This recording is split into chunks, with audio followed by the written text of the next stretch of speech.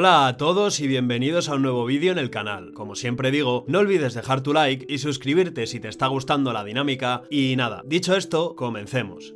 Aunque antes de empezar a hablar del vídeo, una pequeña puntualización. Me he comprado un micrófono nuevo que es bastante decente, o sea que imagino que notaréis la clara mejora respecto a los vídeos anteriores. Pues bien, en esta ocasión toca continuar la serie Ejércitos de la Antigüedad, tratando el conglomerado militar persa sasánida de la tardoantigüedad. Pues bien, la sociedad iraní, bajo los sasánidas, se dividía en 4 grupos: sacerdotes, guerreros, funcionarios del Estado y artesanos y campesinos. La segunda categoría abarcaba a príncipes, señores y a la aristocracia terrateniente, y a ellos pertenecía uno de los 3 grandes pilares del imperio, Adur-Ghuznab en Sikh. Con un claro plan militar destinado al renacimiento del imperio iraní, Ardashir I formó un ejército permanente que estaba bajo su mando personal y sus oficiales estaban separados de los sátrapas y de los príncipes y nobleza locales. Ardashir había empezado como comandante militar de Daragred, una ciudad persa, y era conocedor de la historia militar antigua y contemporánea, de la que se benefició, como demuestra la historia, sustancialmente. Restauró las organizaciones militares aqueménidas, conservó la caballería parta y empleó armaduras y motores de asedio de nuevo cuño, creando así un ejército permanente que sirvió a sus sucesores durante más de 4 siglos y defendió Irán contra los nómadas de Asia Central y los ejércitos romanos. La columna vertebral del Spa, que era el ejército persa, era su caballería pesada, en la que todos los nobles y hombres de alto rango se sometían a duros servicios y se convertían en soldados profesionales mediante el entrenamiento militar y la disciplina, a través del ejercicio constante en la guerra y las maniobras militares. A partir del siglo III, los romanos también formaron unidades de caballería pesada de tipo oriental, a quienes llamaban Klibanari, de los que hablamos en nuestro vídeo anterior. Todas las compañías de caballería estaban vestidas de hierro y todas las partes de sus cuerpos estaban cubiertas con gruesas placas tan ajustadas que las articulaciones rígidas se ajustaban a las de sus miembros, y las formas de rostros humanos estaban tan hábilmente ajustadas a sus cabezas que, como todo su cuerpo, estaba cubierto de metal. Las flechas que caían sobre ellos solo podían alojarse donde podían ver un poco a través de pequeñas aberturas frente a la pupila del ojo, o donde a través de la punta de su nariz podían respirar un poco. Algunos de ellos, armados con picas, permanecían tan inmóviles que se diría que estaban sujetos con abrazaderas de bronce. También es interesante el hecho de que el tratado bizantino más importante sobre el arte de la guerra, el Strategikon, también escrito en este periodo, exige el mismo equipamiento a un jinete fuertemente armado debido a la progresiva orientalización del ejército romano, hasta el punto de que en el siglo VI los usos militares de los romanos y los persas se asimilaban cada vez más, de modo que los ejércitos de Justiniano y del persa Khosrou son ya muy parecidos entre sí, y de hecho las literaturas militares de ambos bandos muestran fuertes afinidades e interrelaciones. El equipo de un jinete sasánida fuertemente armado era el siguiente: casco, cota de malla, coraza, cota de malla, guantelete, faja, musleras, lanza, espada, hacha de guerra, maza, un carcaj con 2 arcos y 2 cuerdas de arco, 30 flechas, 2 cuerdas de arco adicionales, una lanza y una armadura de caballo. Algunos han añadido un lazo llamado kamán o una honda con piedras. El cuerpo de élite de la caballería se hacía llamar los Inmortales, que evidentemente contaban, como sus homónidos aqueménidas, con 10.000 hombres. Los sasánidas no formaban una caballería ligera, sino que empleaban como aliados o mercenarios a tropas de tribus guerreras que luchaban bajo las órdenes de sus propios jefes y realizaban la función de caballería ligera. Destacaban los gelanios, albanios, heftalitas, cusanos, etc.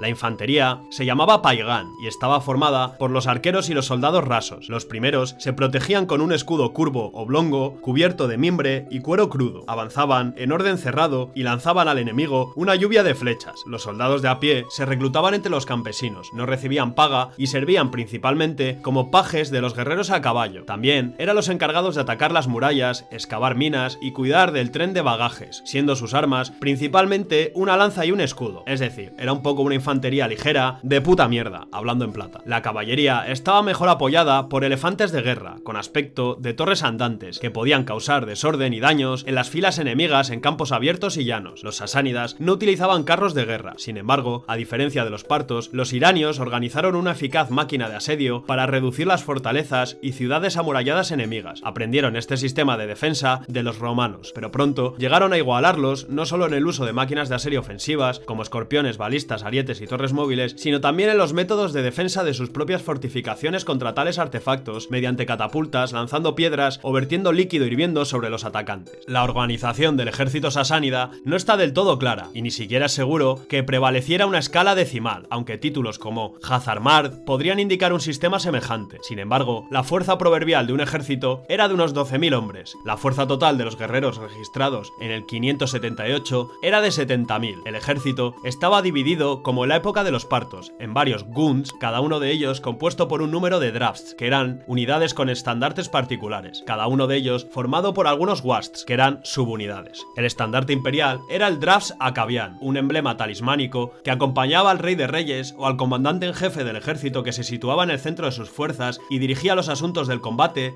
desde la elevación de un trono. Al menos desde la época de Khosrow a Nosiraban parece haberse favorecido un sistema jerárquico de 7 grados en la organización del ejército. El título militar más elevado era el de Arjer, prerrogativa de la familia sasánida. Buena parte de lo que se sabe del ejército sasánida data de los siglos VI y VII, cuando se establecieron 4 cuerpos principales. Los soldados se alistaron como funcionarios del Estado que recibían paga y subsidios, así como armas y caballos, y muchas zonas fronterizas vulnerables fueron guarnecidas por tribus belicosas reasentadas por el Estado. Las fuentes son especialmente ricas en relatos sobre el arte de la guerra sasánida porque existía una importante literatura militar, cuyos rastros se encuentran en el Shahnameh, un resumen de un capítulo de la Avesta sasánida titulado Artestarestan, que significa Código Guerrero. Este era un manual completo para los militares, describía detalladamente las normas sobre reclutamiento, armas, armaduras, caballos, equipos, adiestramiento, rangos y paga de los soldados y provisiones para ellos. También proporcionaba valiosas instrucciones sobre táctica, estrategia y logística. Ordenaba, por ejemplo, que la caballería se situara al frente, que los arqueros zurdos capaces de disparar a ambos lados se colocaran en el ala izquierda, que debía permanecer defensiva y servir de apoyo en caso de avance enemigo,